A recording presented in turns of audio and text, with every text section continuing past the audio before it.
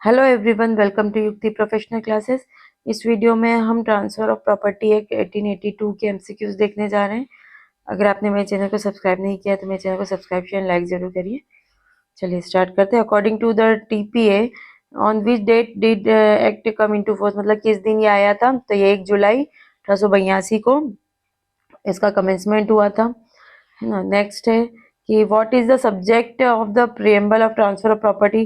तो इसका जो प्रियम्बल है वो क्या बोलता है? तो ये जो बोलता है कि defining and amending the transfer of property, तो संपत्ति के हस्तांतरण को परिभाषित करना है और इससे रिलेटेड जो भी लॉ है उनको संशोधित करना है। ठीक है। The preamble state that the act is made to define and amend certain parts of law relating to the transfer of property.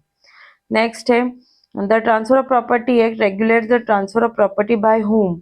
तो ये किसके द्वारा रेगुलेट होता है? तो ये जो होता है ना, इंडिविजुअल के द्वारा, मतलब यहाँ पे गवर्नमेंट के थ्रू जो ट्रांसफर हो रहे, कोर्ट के ऑर्डर के थ्रू जो ट्रांसफर हो रहे, वो नहीं गवर्न करता। मैक्सिमम ये जो इसके सारे ही सेक्शन है वो इंडिविजुअल मतलब दो जो लिविंग पर्सन है, जो इंडिविजुअल्स हैं, उनके द्वारा यहाँ पे गवर्न किया जाता है। ये ट्रांसफर उनके द्वारा किया जाता है।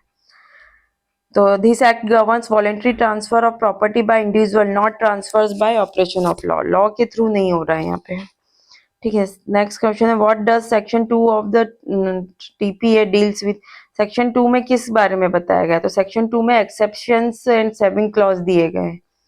ठीक है। तो section 2 specify cases where this act will not apply, such as government grant certain contractual rights and pre existing legal relationship. इस बारे में दिया गया है। अब according to section 1 what exemption can the state government grant. क्या exemption दी गई है?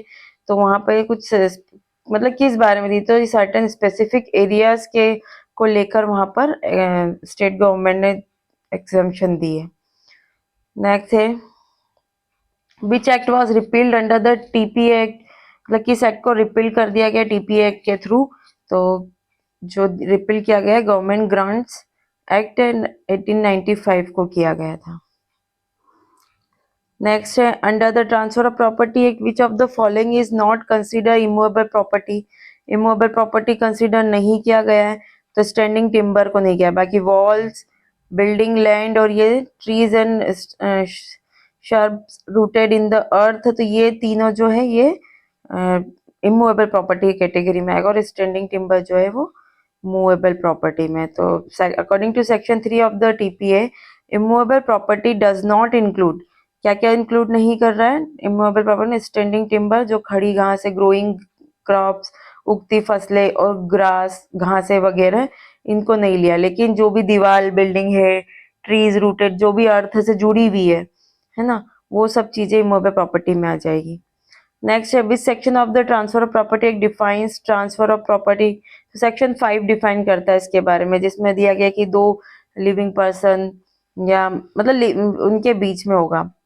तो section 5 transfer of property means act which a living person convey property to another living person, है ना। तो इधर प्रेजेंट और फ्यूचर, या तो प्रेजेंट में करे या फ्यूचर में करे। The term living person includes company. अब जो लिविंग पर्सन है उसमें जो कृत्रिम व्यक्ति है ना, जो वो कंपनीज, एसोसिएशन और बॉडीज ऑफ इंडिविजुअल, इन सबको भी इंक्लूड किया गया है। मतलब जो लीगल पर्सन है ये, ठीक है, इनको भी इसमें शामिल किया गया है। Which of the following is not an essential condition for valid attestation of an instrument under the transfer of property act. तो इसमें पूछा गया है कि मतलब इंस्ट्रूमेंट के जो अटेस्टेशन किया गया है उसके लिए क्या जरूरी नहीं है इनमें से? तो attestation must be done by at least 2 witness. हाँ, तो ये सही है, ये जरूरी है। The witness must have seen the executant sign the instrument. तो विटनेस ने देखा है, जो एग्जीक्यूट करने वाले हैं उसको जो इंस्ट्रूमेंट पर साइन करते हुए देखा हो गया हो विटनेस के द्वारा। All witnesses must sign in the presence of each other. तो ये नहीं होना चाहिए, जरूरी नहीं कि विटनेस सब एक दूसरे की प्रेजेंस में ही वो करें, अलग अलग टाइम पे भी विटनेसेस साइन कर सकते हैं। No specific form of attestation is necessary, तो ये भी सही है ना। तो इस केस में C, all witnesses must sign in the presence of each other, ये सही नहीं है। What does registered mean under section 3 of the transfer of property act section 3 जो इंटरप्रिटेशन क्लॉज है उसमें दिया रजिस्टर्ड का क्या अर्थ होगा। तो रजिस्टर्ड में आ जाएगा registered under the Indian registration act, registered under the Indian registration act, भारतीय पंजीकरण अधिनियम के तहत पंजीकृत किया गया हो, तो इसका मतलब ये होगा। तो section 3 as per section 3 registered means a document registered under the Indian registration act which regulates the process of registering document in India.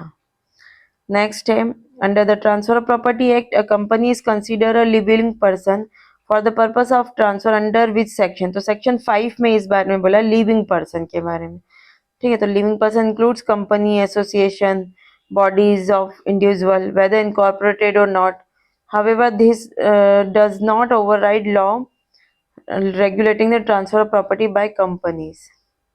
Next है what kind of property can transfer. तो जितनी भी प्रॉपर्टी है सब transfer की जा सकती है जब तक कि उसको लॉ के द्वारा प्रोहिबिटेड ना किया गया। तो any property unless prohibited by law, तो सारी आ जाएगी। और बाकी इसमें कुछ एक्सेप्शन, कुछ ग्राउंड्स दे रखे हैं, सेक्शन 6 में ये मेंशन किया गया है। तो सेक्शन 6 में मेंशन है कुछ ग्राउंड्स की वो ट्रांसफर नहीं किए जा सकते हैं। तो कौन कौन सी प्रॉपर्टी ट्रांसफर नहीं की जा सकती है, तो which of the following properties can not be transfer. तो जो फ्यूचर में मिलने वाले जो पेंशन है, तो भविष्य में मिलने वाली पेंशन, इसको ट्रांसफर नहीं किया जा सकता है। नेक्स्ट ये सेक्शन 2G में बोला गया है कि सरकार द्वारा दिए जाने वाले जो सैन्य, नौसेना, वायुसेना और नागरिक पेंशन को हस्तांतरित नहीं किया जा सकता है।